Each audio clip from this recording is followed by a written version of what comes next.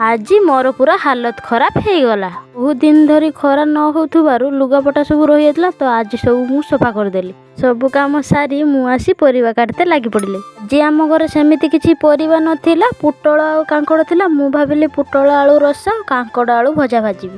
तापर मु चलिली रोषेई करने को। तो आपण मैंने तो देखुथिबे घरर केमितिका काम सकाळ पुर जे उठिकी काम करूथिबे जे करूथिबे राति होला जाक। किछि लोक कहती तुम स्त्री लोक मानकर काम किस घर एतिक काम भी ठीक से तुले पारुन।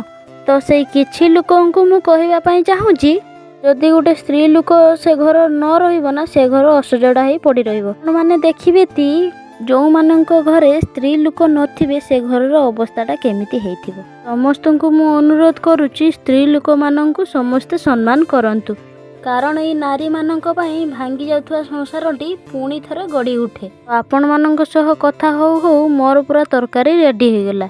वीडियोटी जदि भल लागि थाए लाइक करिवे। रहिले।